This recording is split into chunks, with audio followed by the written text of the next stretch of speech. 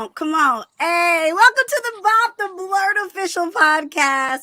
We are so excited. Yeah, we are so excited you are here. There's been so much going on in the entertainment world, in the BLERD circles.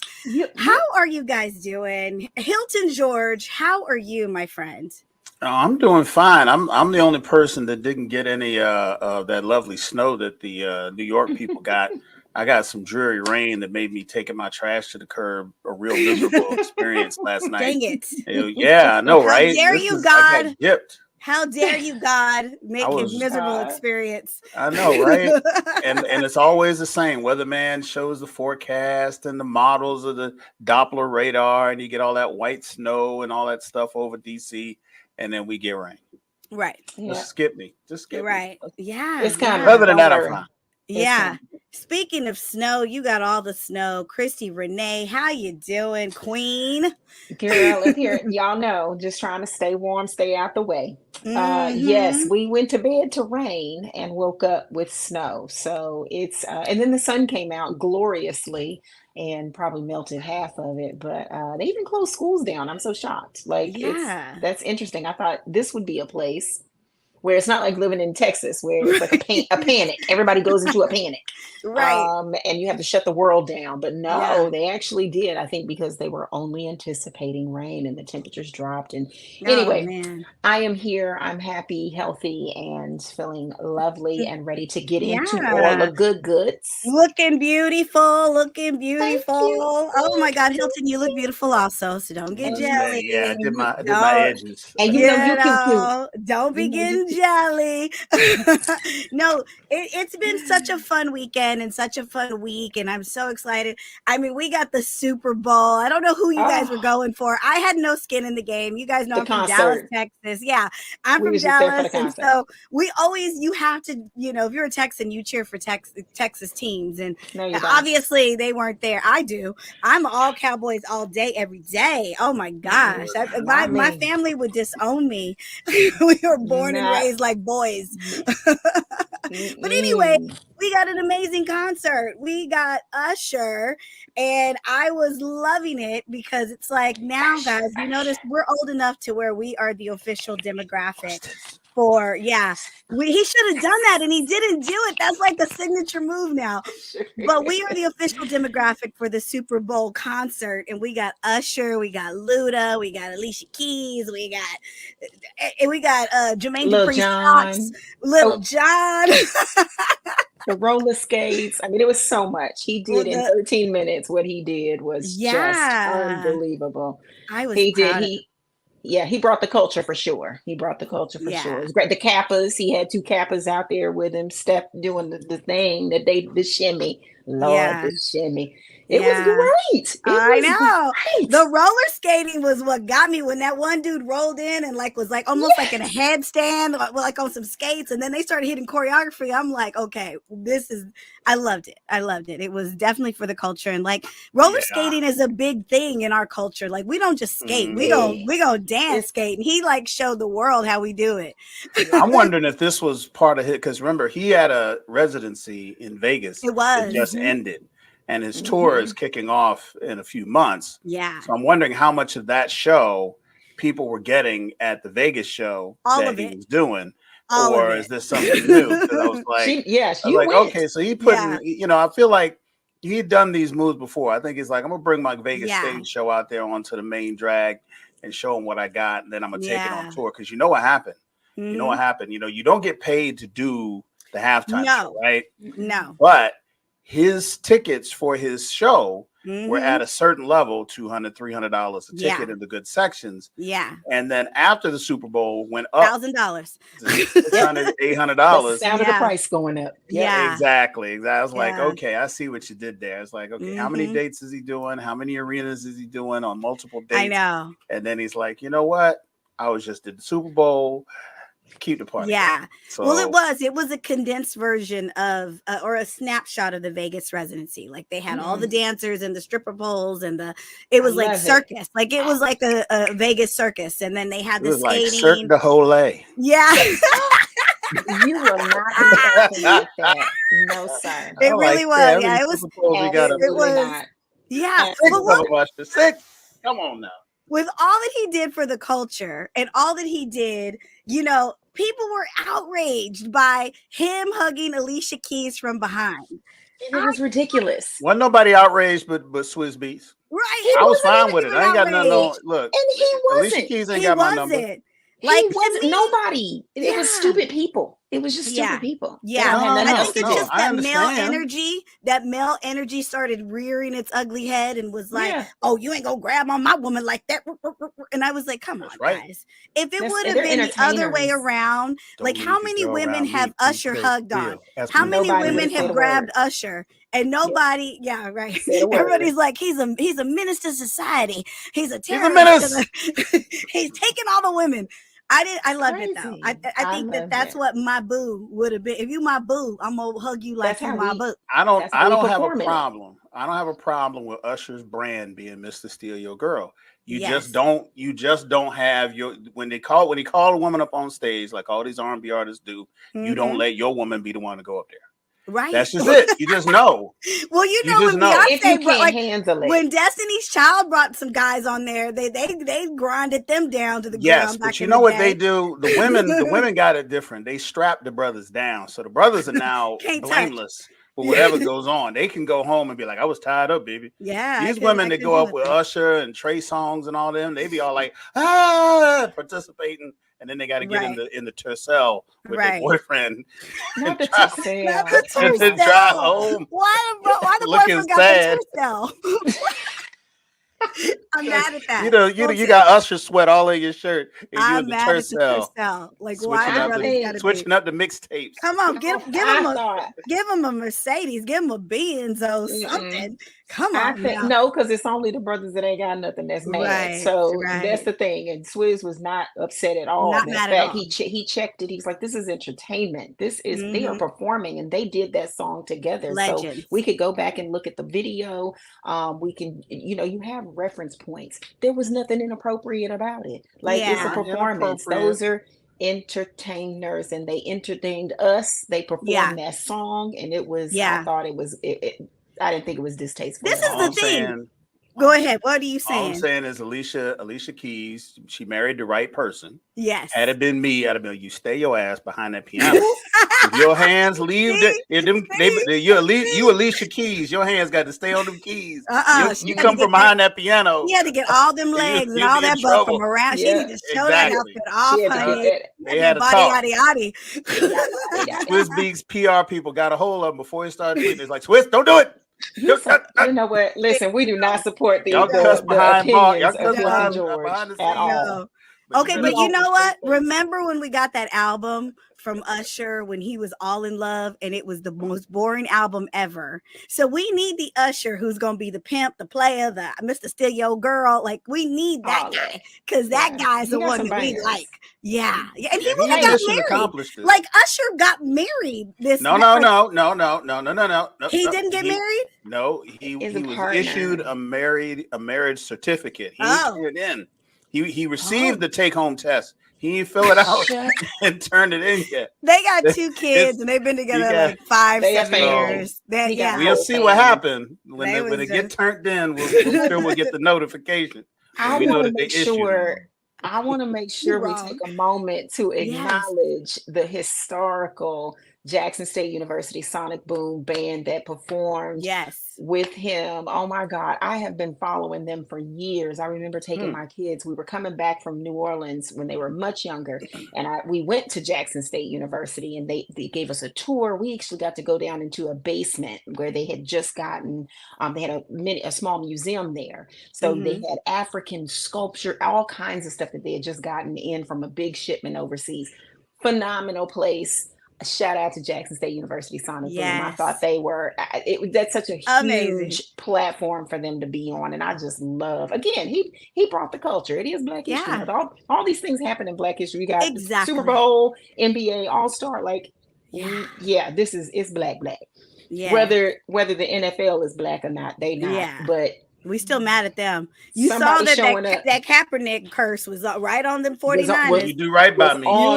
anything you even think about. And I knew, I was like, yeah, they ain't gonna win this. Like, especially when at the very end when KC started getting some momentum, I was like, oh, they about to lose this for Kaepernick. It was a game.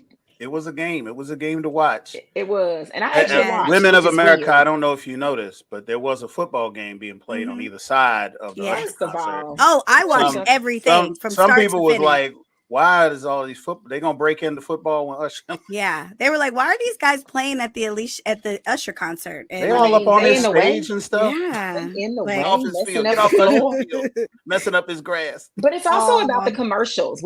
I show up for the commercials because Super Bowl commercials, you know, that is like a coveted, honored tradition, and we get to see all these cool things. I love seeing how they'll bring people together. I don't like all of them because I think some of them are like, really, you got a lot of nerve.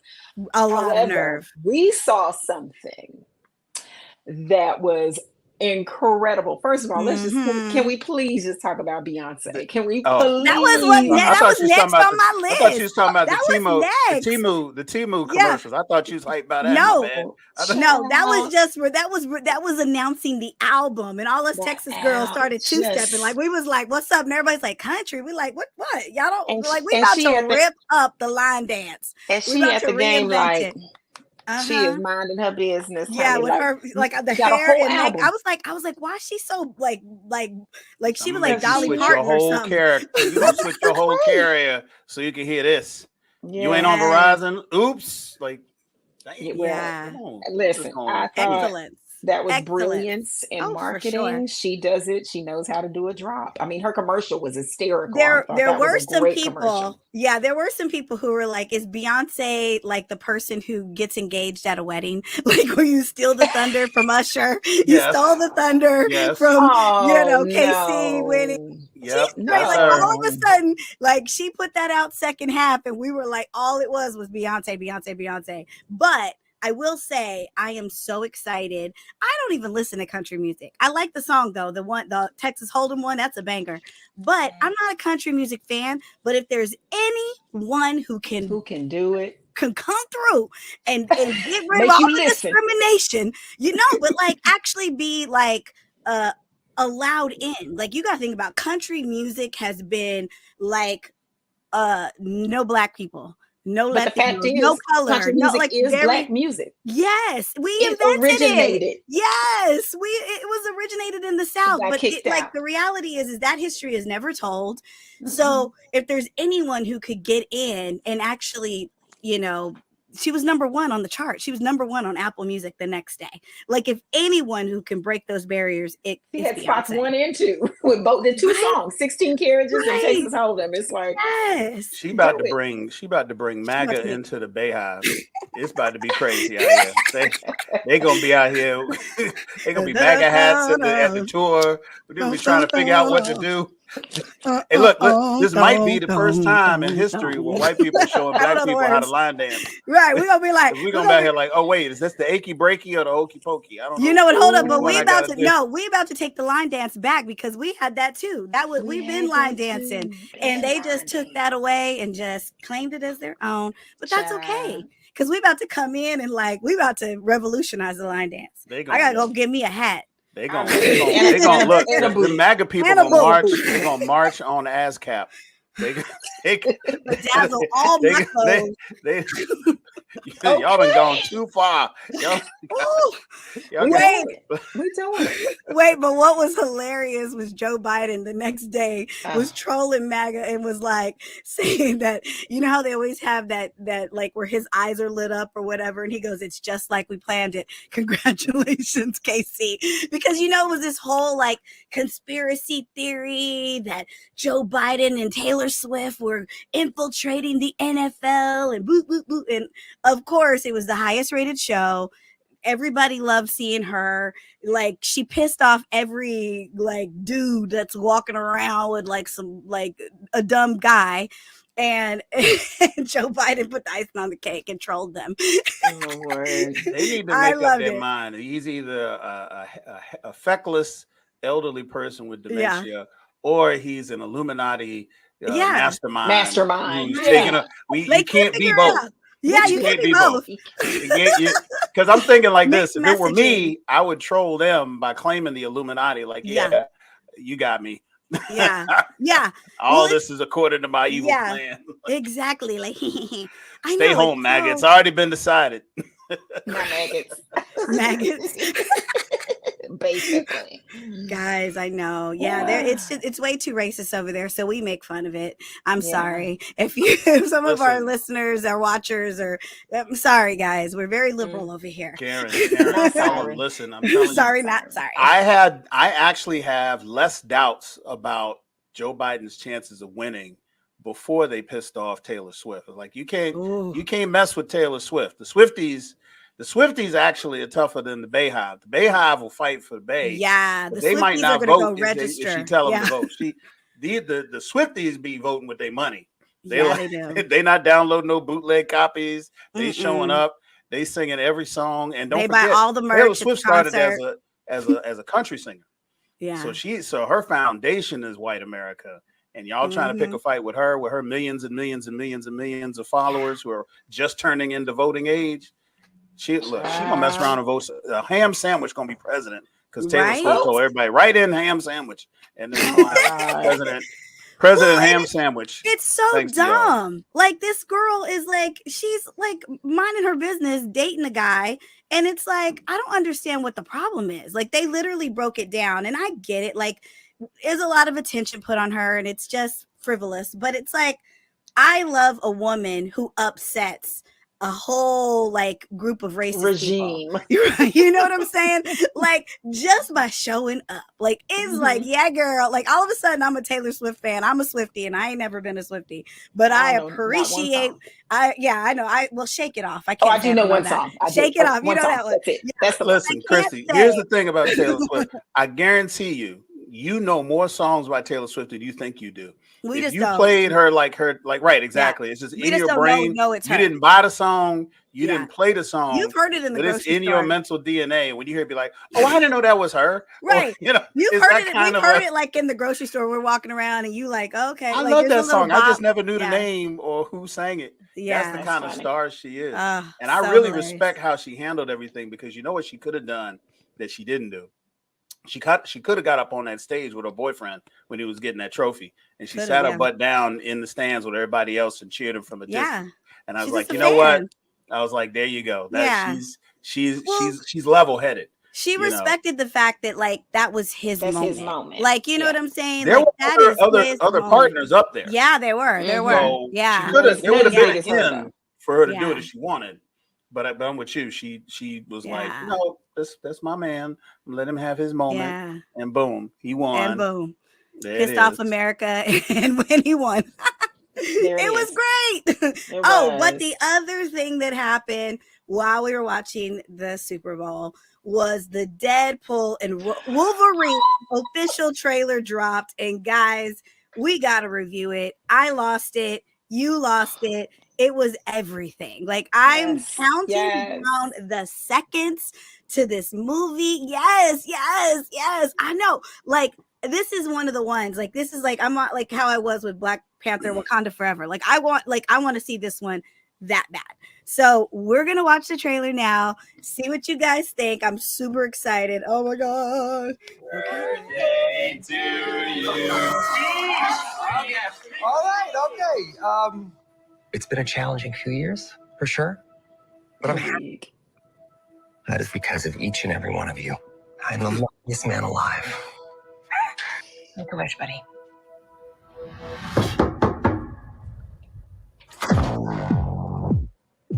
Wade Wilson? Who's asking? Whoa.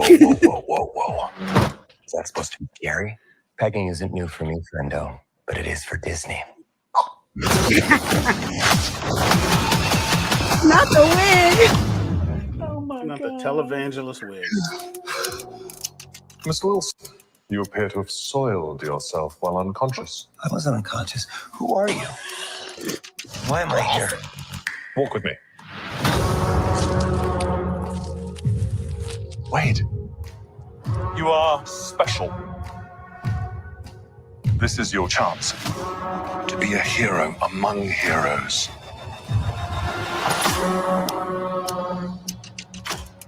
Smell what you're stepping in, Sensei. Your little cinematic universe is about to change forever. I'm the Messiah. I am Marvel Jesus. Oh, God. Yes! That move.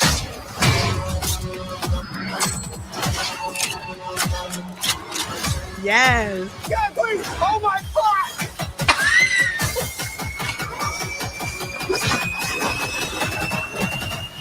God, I love this part. Wait. Oh.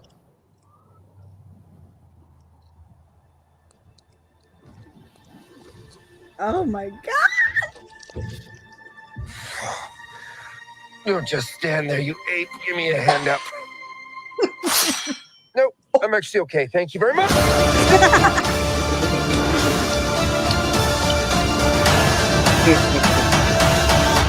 My God. I cannot wait. I cannot wait. Crazy. Ryan Reynolds can do no wrong. I don't care what anybody says. He is so good. I watch those movies over and over again. Just anything he does, because he just is so crazy funny and so good. The writing, the timing, he's perfection. It's perfection. I love that they're going to tie in. This is the movie that's going to tie in the external part, that Sony Fox part of the Marvel universe and unify the MCU, bringing in all of the mutants and everything like that.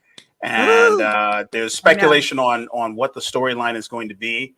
But there is a comic book series called Deadpool Kills the MCU. And he basically kills everybody in the Marvel universe. It's kind of like a one-off, but it is one of those reality ending, things where he's tied in with the TVA, and he actually has the power to understand that he is in a comic book or he's in a movie or there is an audience, and that's his special power that the TVA seems to recognize. How far they'll go with it, I don't know.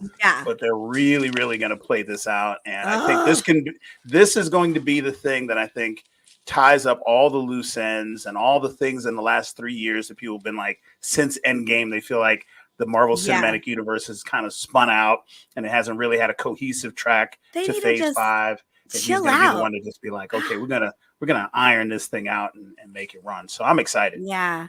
I'm excited too. And like you said, they need to just chill out. Like the reality is that we saw how they made 15 years of our life all come together and like it all made sense. Stuff that happened in this movie and stuff that happened in that movie, and it all came down to that final Endgame, Infinity War Endgame kind of series, or those two movies. And like it's like the fans get so like upset just because they're like, we don't understand. Well, this don't make no sense. And I'm so glad. Like this just seems so freaking cool. The action is cool. The humor, I'm cracking up just watching the trailer, and it's gonna be great. And I mean, Hugh Jackman. I mean, come on. And like, even though we didn't see him, we know he's there. We know he's there. He's there. Yeah. And I'm really excited to see what they do with him. He's playing a character that he used to play when he would go to Genosha called Patch, and he would wear one eye patch, and he would go and he would gamble and just do all kind of nefarious things, because in Genosha there's no law. And that was kind of where he would go to do these little secret missions and stuff. So that's where Deadpool apparently finds him, because he's wearing the suit, the white suit, and his whole comic covers of him with it. And so we're going to get to see him in that role. And I just wonder who this guy is going to be, because we saw what happened to Logan. This is part of that continuum. We know how he supposedly dies. Is this going to be like a weaving away from that story, or again, they're gonna refine the MCU, simplify it hopefully, and also make it bigger and more diverse. Wow, I know. What's cool is Hugh Jackman has been the continuity of this character, and the one actor. I saw somebody post like a meme or something and showed the variations of other characters, iconic characters in MCU, and it's been him for 20 plus years. Yeah. Wolverine is him. Yeah, they've switched out Wolverine people for sure. Yeah, and he's been. And again, I think that of course, I always go back to the first Deadpool when he ends the movie with like shooting the old, I mean, he's insane, honestly. He's inappropriate on all the levels. In the best way. Yes, in the best way. But the way he, revisits the whole Wolverine character, and then he shoots the Green Lantern like in the head, and whoever wrote that, he shoots himself in the head. Like, it's just crazy. But it's interesting. They have such a unique chemistry, the two. And it's going to be kind of watching Ryan Reynolds with in Deadpool 2, how he was with Cable. I still want to call him Thanos. And the fact that damn Ryan Reynolds called him Thanos in the freaking movie in Deadpool, and he's playing, I'm like, oh my God, he is insane. But that's why I keep coming back. I'm gonna always come back. Deadpool is one of my absolute favorite characters. It's so gritty too. It's crazy. It's the first rated R movie that they had not the MCU, but Marvel movie that was rated R was Deadpool. And he insisted on it being R because he wanted to be able to tell that kind of a story, because that's who Deadpool is. But the most important thing is that now you're going to have Deadpool in the MCU, and he's going to apparently be in the MCU after this movie. So what role is he going to be playing? Right. What are they going to do with him once he's done with this movie? Right. Is he going to be like this gadfly just pops in on everybody's properties or stuff? Yeah. But the fact that they're doing it, I think, speaks to two things. One, I think that they recognize that a lot has happened since Endgame, and that they cannot go about telling the same type of an arc of a story that they did with the Endgame Infinity Wars. Right. And they tried, and there was a lot of things that went wrong, Jonathan Majors, and then just the plots kind of spinning out of control. Yeah. But now that they've got these other properties, they've got the X-Men, they've got Spider-Man, they've got Deadpool, they can bring all that together. I mean, I think we could have a long franchise relationship with this character, that can just keep going and going and going. As long as Ryan Reynolds is in fit enough shape to do it, right? Play it, right? Because he's, there's such a physical demands on this character that there's only so much long anyone could do it. But Hugh Jackman has done it, just like you said, for 20 years. Yeah. Playing Wolverine, and as long as they got trainers and steroids and protein powder. He really seems to love it though. Doesn't he seem to love being Deadpool? Like, he cracks jokes about it, and even before we knew they were working on a new movie, and even when they were pumping up that Hugh Jackman was going to be there. It was just so many funny trailers and jokes, and so I really hope you're right. I really hope that he's down to do it for at least 10 years. Give it to us, Ryan. We want you. We want it. Yes. We want you. And I think he would be such a good, it's almost we had all the perfect heroes, and, the first, with Endgame and Infinity, we had all these perfect heroes. We had Chadwick, we had, Chris Hemsworth, we had Chris, all of them. They were even, Robert Downey Jr., even though he would buck the system, he was still a perfect hero. They were just really great. It would be kind of cool to have more of an anti-hero, but that is still but he's a hero. He is still very much, and we know all these new younger Avengers are coming, and it would be hilarious if he was the one in charge of them. Oh my God. And he's rolling around in Professor X's, wheelchair or something. That's hysterical. Hilarious. Hey, Ryan, call us. Let's write it. Yes, we got ideas. You want to July 26th. We can workshop some things. That's a long way off. Let's workshop. There's probably going to be a bunch of other trailers coming out as they continue filming. What we saw was the half. They shot half the movie, but then the writer's strike kicked in, and the SAG-AFTRA strike kicked in, and so they had to stop production. So they were able to cobble this together off of the footage that they had, and expertly so. So they got a whole other half of the movie that they're probably shooting as we speak, that they're going to come back in and play and piece back together. So what we get by July 26th is going to be amazing, because it's a unique thing to not have a movie 6 months out that's already in the can. Some of these movies, they're done shooting 8 months before they actually hit the screen. This one, they're still shooting right now. And that means that we actually don't know what we're going to get. And I'm fine with that. I like that. I'm so excited. And shout out to Ryan Reynolds' wig. I mean, come on. R.I.P. R.I.P. to the wig. Yeah, they needed to snatch that off immediately. Did anybody else notice my guy from Succession playing the TVA agent? Yes, the like, I love him. I love him. I love that they are showing apparently the depth of the TVA, because apparently it's a super vast bureaucracy. So the fact that they're not having Owen Wilson sitting across from them says, hey, we're going to tell a story about all these other millions and millions of people and thousands of other offices and stuff. So we're going to probably get an even more in-depth view of the TVA than we got from Loki. And if we're going to be in the TVA, we're probably going to see Loki at some point. Like, who knows who's going to show up? Because what that world is that he was fighting in is like the land at the end of time. Sort of like the place where you go when you get pruned. Pruned, yes. Yeah, pruned. It's like that when it's at the end of time where everything is. And where he was thrown back as a giant 20th century fox, like from the opening scene, like it's crashed and it's in the earth. So he's in there basically destroying timelines and getting rid of all kind of extra people. So we don't know who's going to survive the purge. But believe me, folks, this is the purge for the MCU. Hold on to your favorite characters, because they might not be here past July 26th. Don't That's even, a lot. Don't That's even do that to me. Oh my gosh. They got my pressure up, child. Hey, look, you might get a new T'Challa out of this. Ooh, you're right. They can do a whole lot. There's a whole lot can happen. I want the young the young teenage T'Challa, the little boy. I want baby T'Challa to have grown up, and But I'm so excited. I know, right? I'm so excited. Another thing that has really been hitting, people are going crazy online, and this movie came out a little while ago.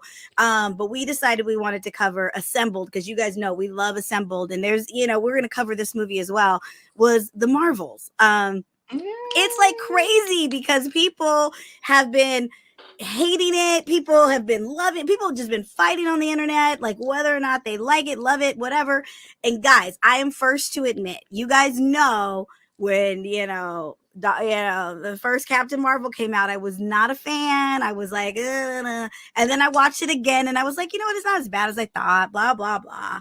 But the Marvels, that's blah, blah, blah. Like that. But no, I was. Remember, we were like, we had a whole thing and you guys were like, are you kidding me? Like, you were like, y'all were mad at me. And like, I was like, But I have to be the first to admit, Carol Danvers has redeemed herself in the Marvels. I'm actually a fan. I love this movie because of the different actresses that they put with her.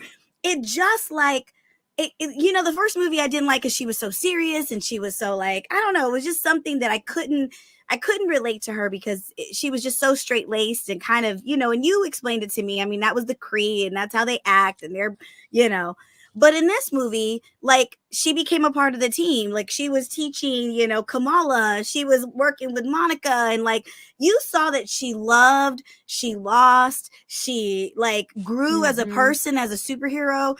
She wasn't, she could just fight everybody. Nobody could beat her. She had weakness and strength, And I actually love this movie. I don't understand why people don't like it. I loved it. You can pick it apart 80 different ways, but we could pick apart Thor. Thor didn't catch the heat like this one did. Thor, Love and Thunder did not catch the heat for this movie. Yeah, I know. We know what the reason is. Yeah, everybody. Go ahead, Hilton. You broke it down. You broke it down on social media. Hilton was serving people in a nice way. They were coming up with I always serve with a smile. I always serve with a smile. No reason to be rude when you right. You gotta be rude when you right. Serving. He was you ain't welcome to rude when you right. He was like, how may I help you? I like it. Tell them why they don't like this movie. Let's get all the way real. So for anybody who might have forgotten what was happening behind the scenes, the movie got what is known as review bombed before it came out. So that means that a whole lot of people in the dark web or wherever, the dusty corners of the internet, got together and said, we're going to get on every Rotten Tomatoes, IMDb, every message board we can, and we are going to shoot this movie down, and we're going to say it was terrible, and we'll say that the writing didn't work. We're just going anything to just convince people and just build up a drum roll to make people not want to go and see it when it hits the theater. Because all we have to do is thwart the opening weekend, because the opening weekend is the universal measure for the success of a movie. If we can make people sit out the opening weekend, we can get rid of this movie. We can hurt it. And, you could say it wasn't that organized, but whatever. It happened in that way. And it was very coordinated. And it actually worked. Now, there's other reasons for this. The rollout, the lack of junkets, the lack of press. It was it was around the time of the rollout. Of the what was it, the writer strike. Yeah, they couldn't do nothing. Got a little COVID out there, and people not really wanting to travel globally like they normally would. I get it, but these were all Achilles heels that kind of weakened the property, so that when the Incel Nation got out there and decided they wanted to shoot it down, the people say, oh well, the real fans will go and see it. If you really, really like these movies, you're not going to listen to anybody. That's not how movies work. Movies are a communal thing. All you have to do is convince one person in a house not to want to see the movie. And then that person is now a vote to go see something else. Or one person in a relationship or who's in the car with you. You go to the movie theater, there might be dozens of other movies playing at the same time, and you have to make a conscious decision to go into one. You don't have to tell somebody not to go to the movies at all. But if you throw enough shade and enough noise toward one, people go the other way. And an opening weekend, that's what happened. So what I think was interesting, and I made a post about it, was that people are actually, and I noticed this through my feed, people are watching it now that it's streaming on Disney Plus, and they're shocked at how good it is. Yeah. And I'm sitting there like, duh, like this is how movies should be rated. People who haven't seen the movie should not have an opinion on the movie. See the movie. Then say you don't like it for ABC 1, 2, 3 reasons. Right. And I made a post to say, basically saying that it's amazing now that people are getting to see the movie, how much people are starting to like the movie. Yeah. Because they didn't see it when they were all these opinions online. Remember, the review bombing started 2 weeks before the previews. So before the critics even got to see it, in the little previews that you got that one friend that it was like a strategic machine working against this movie. Exactly. Like that made me so mad. It's so bad. Such a terrible thing, especially for this movie, because of several reasons. One, this was directed by a Black woman. Yes. And so you have a Black woman who directed this big, huge, it's not like some episode of like, a TV show. This is like one of the major properties that they have. And this is a Black woman. She was only like a third or fourth time director, which was pretty revolutionary. And I mean, it was a woman led cast. I mean, the music direction, everybody from Feige on down was a woman. And it was a really, really revolutionary thing. And you would think that women would have been able to push up against this, but they did not. Gosh. And it's something that every community has to work on. Women are no different. Yes. But, women have men in their house, and they have men in their cars, and they have men in their groups. And if one man is going to hit a fit, if you say, let's go see the Marvels, and you don't win that vote, then you don't get to go with your movie crew to see the Marvels. You can't support the movie unless you're willing to go by yourself. And so for a long time, the movie got a lot of shade. It didn't do that well on its opening weekend. It's considered one of the lower grossing movies, which I think is very unfortunate. Because this movie is a very, very solid 8 out of 10. Yeah. And I'm just saying 8 out of 10 because, as I see it, there might be things that I wish were different. But I personally enjoyed it more than that. I do think that it's an 8 out of 10. And any other movie in the MCU that was an 8 out of 10 is considered a booming success and would have made $1 billion by now. This one didn't because there were very strategic reasons, and people decided that they were going to take advantage of those. And now egg on their face.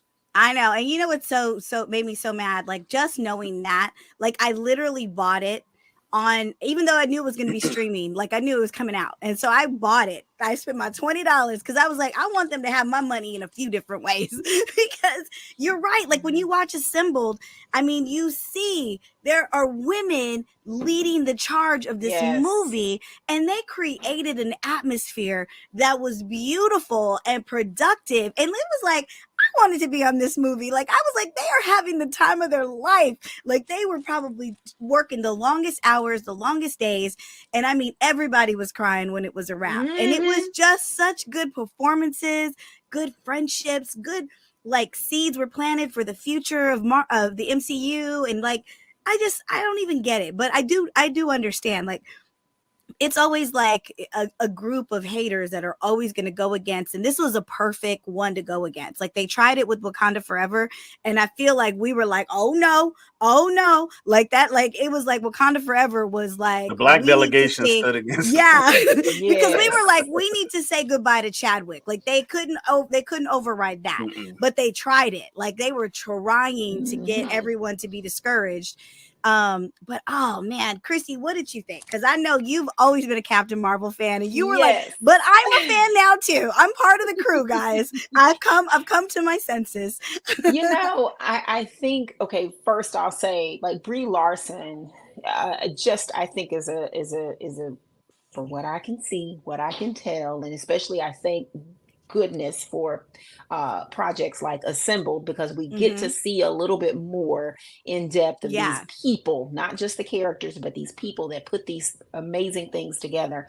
And again, that can be very telling because when you're in that natural space, the camera is unforgiving. And so if you're giving really good vibes, it's normally going to be authentic, right? She reminds me, I like her like I like Jennifer Lawrence. And it's something about these girls. But yes, I was a fan day one. What I love is that you didn't, in the first two films or first couple of films wherever we see Captain Marvel, we don't get the character arc with her. But I loved every moment she showed up. And so this new movie now is really showing her arc, is showing her development, is showing her get over the hump. Because again, even though she was like, no, we're not a team. Because even Tiana Paris's character, Monica, was the exact same way. Like, but they come from they're kind of cut from the same cloth in that regard. And this girl, Iman, she is just Iman. Kamala Khan is just so good. That character, the girl Iman in real life, like they are just like, she's really a fan. She is like, this is my room in real life. Like, this is how I live. I loved the movie. I love that the post-credit scene. I loved so much. And Hilton, you bring up all of us, we know that this is a woman-led masterpiece. Really it is. And I have to make note of, as I was watching each of the pieces, two things that stood out I thought were incredible. One, of course, Nia DaCosta, cannot deny her skills. I loved what she did with Candyman. I love whatever she touches, it's gold. She has a vision. And she's also an incredible fan also of Marvel. So that makes a big difference. When you grow up and you nerd out on those things, you can pretty much take your vision and make it larger than life. She did that. I thought that was great. But two people stood out to me. The fact that there was a woman stunt coordinator who was in charge.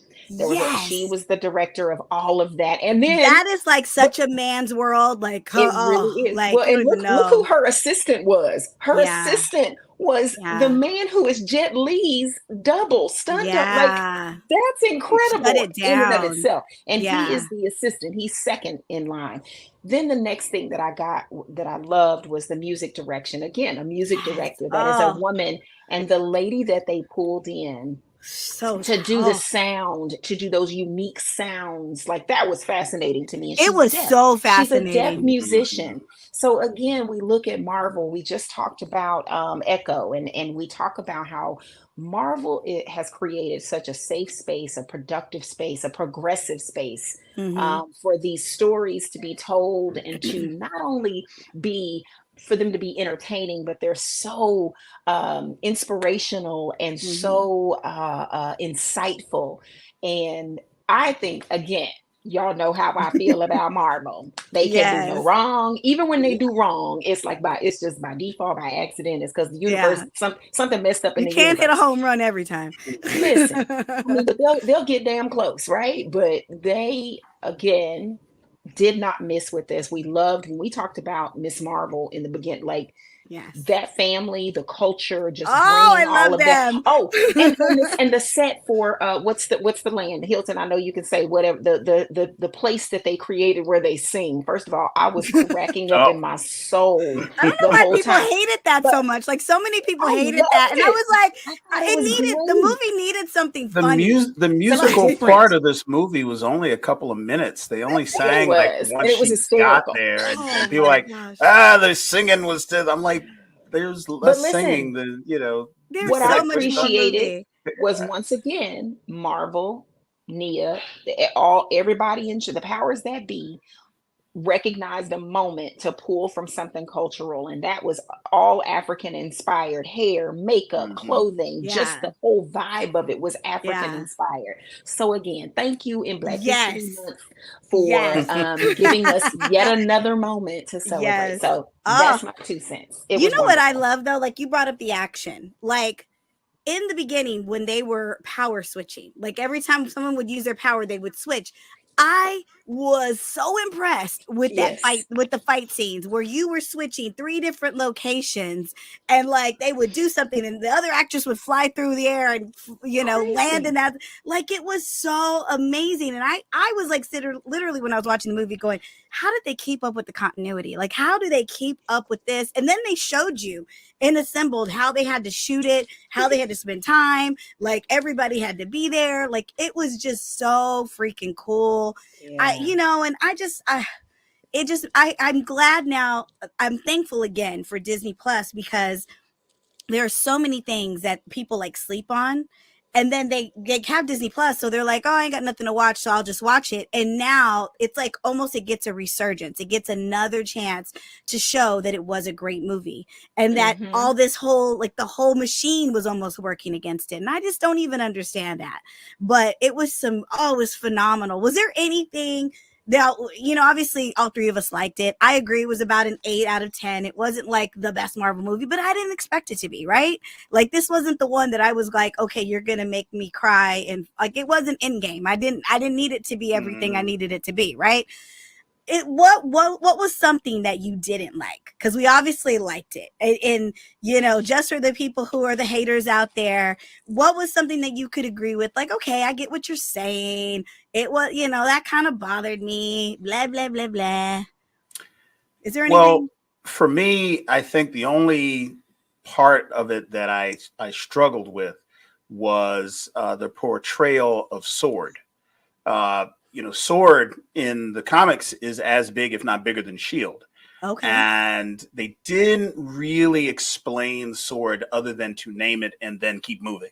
Okay. It's interspecies. You have every, race. There were people from Xandar on there. Aliens who are working with Sword.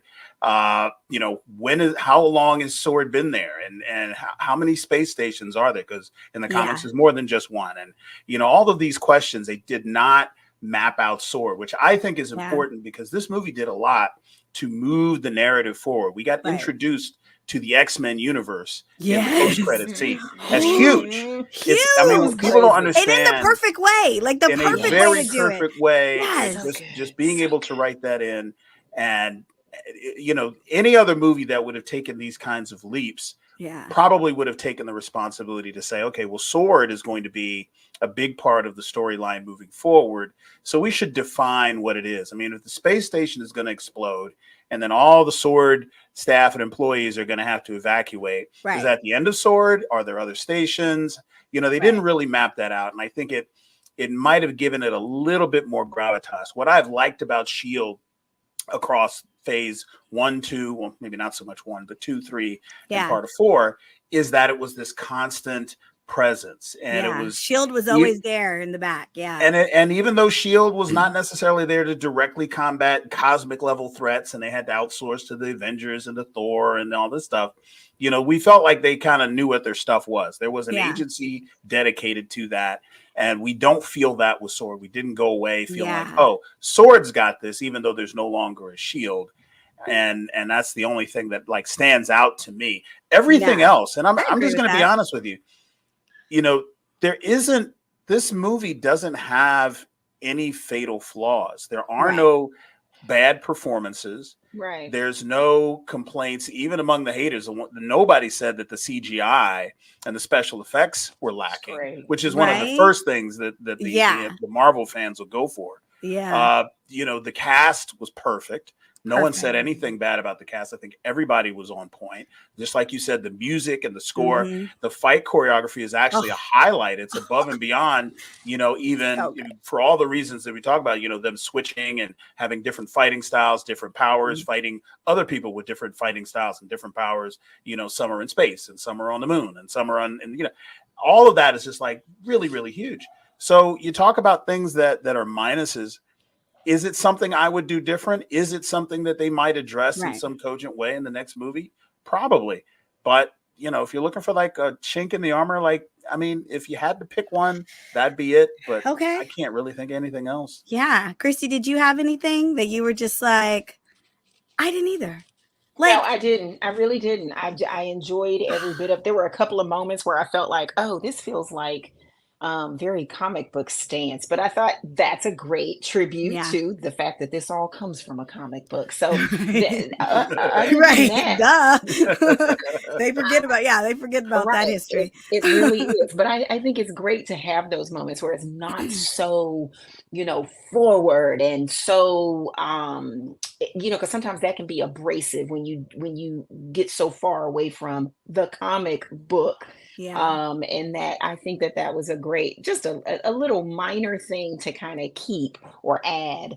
I enjoyed it. I really did. And again, you know, and to your point, Hilton, you know, it's coming.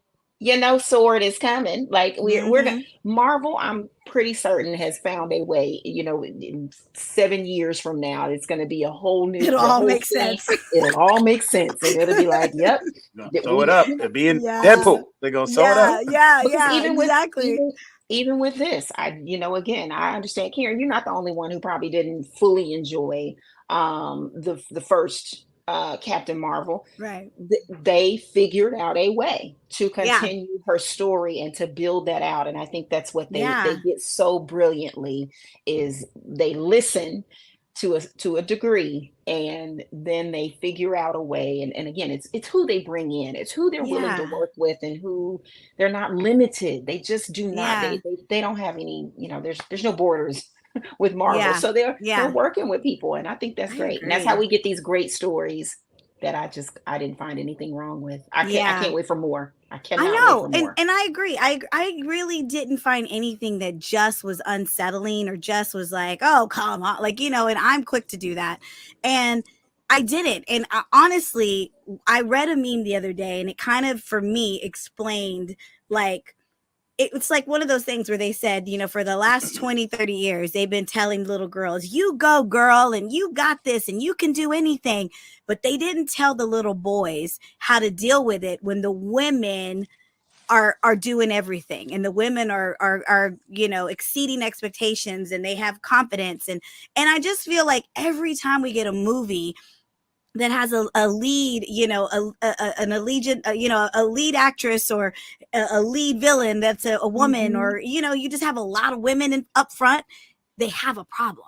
Like, it's like they have a problem because it's like it's boring to these nerdy boys. Like, they're like, I don't want to see. Yeah, and it's just so indoctrinated. Yeah, subconscious too. And this is the thing. I talk to people who do not consider themselves anything close to incel or misogynistic or whatever, have a visceral psychological rejective reaction to women-led media, and they don't even see it. They don't and even I'm just realize like, it. I'm like, look, I'm looking at this message board around the subject matter of this movie, noticing that the only people who have anything like outwardly negative to say are the men.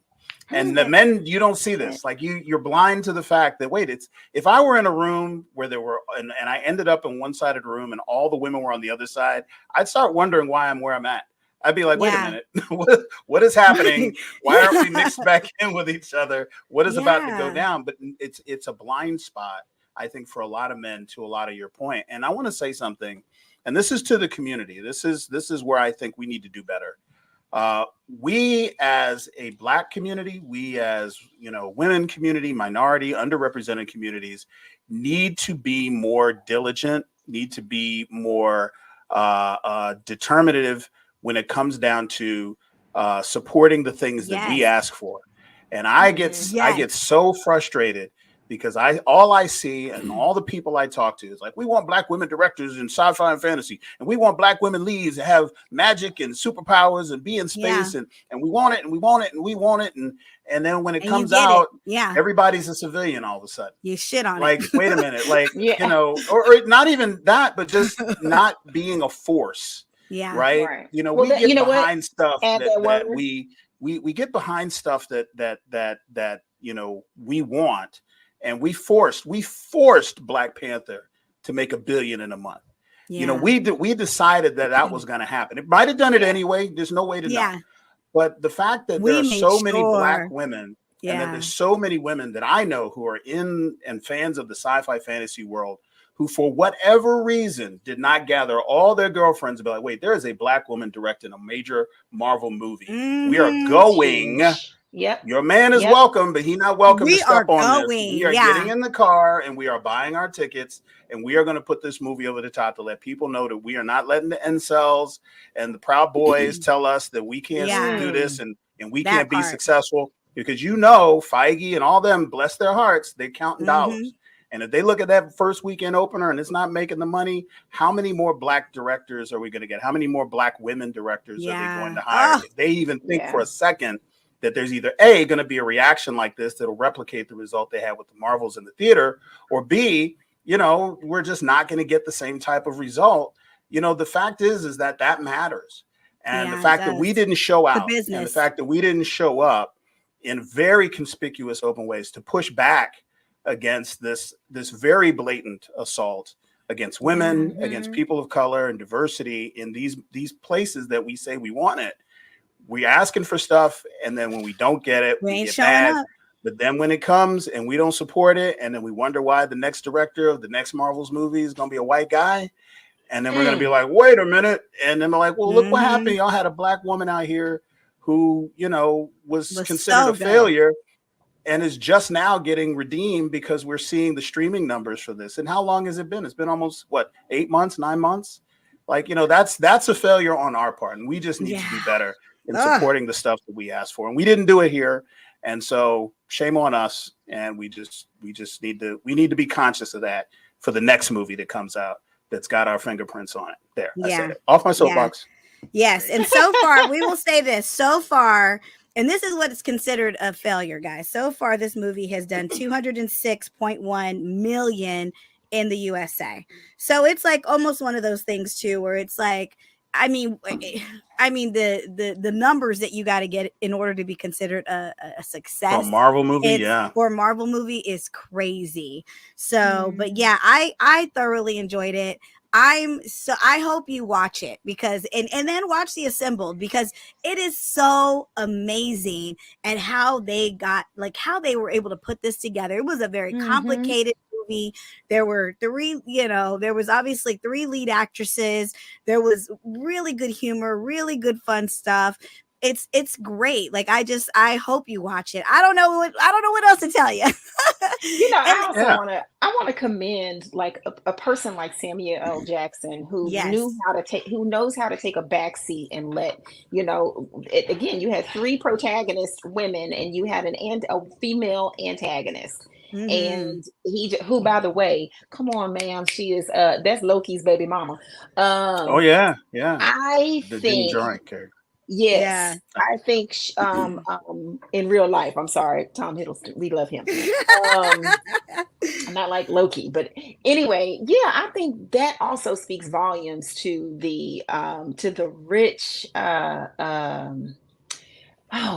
the essence of a project like this. And I just, you know, I agree with what you're saying. I feel like the word I was also going to add to that, from not just being supportive, not just being determined, but also being intentional in our approach to films like this, to projects like these, and understanding, like going in, like you said, that is intention. The intention is we're going to inform you that this is who's doing this and this is why we're going to support it. No matter what, hands down, let's go make it these numbers. What it be. And but hopefully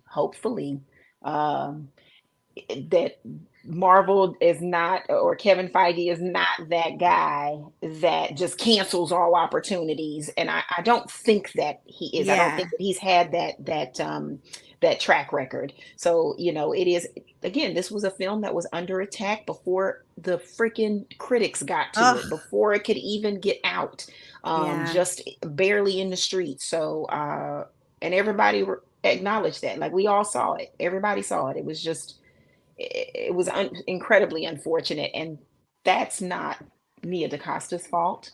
That's not any of our stars' fault. Brie Larson, that's not Iman. It's just, you know what it is. It's the fault of the patriarchy that we live in. The capitalist patriarchal society we succumb to every single day. Under so many ways. Okay, I'm done. I know. It all comes back to that. It all comes back. So you guys better register to vote, damn it. Taylor Swift said so. We got some big, we got some big, I don't care who said so. You go and register to vote. We got some big decisions to make this year. So, guys, that's the end of our show. We are so excited you joined us. I know, it goes so fast. It goes so fast. And one thing I will say is that the end credit scene where Miss Marvel goes and finds Kate Bishop and is like, "Hey, girl, let's do it." It was beautiful. Young Avengers. Forgot about that video. Yep. And where Monica wakes up. Yes. Oh my God. Well, that was just like we mentioned before. That was the perfect way to open the door to the X-Men and to open the door to that alternate dimension. I was like, oh my gosh, this is so amazing. Excited. So yeah, but guys, that's the end of our show. We love you. We mean it. We're so glad you watched the BOP, the BLERD official podcast. You guys tune in every Tuesday and we'll sit here and give you our unsolicited advice and our unsolicited opinions, because that's what we do. Ain't nobody asked. Yeah, we are BLERDs and we love it. Ain't nobody asked us, but we are surely going to tell you what we think. And you guys have a great week. Bye.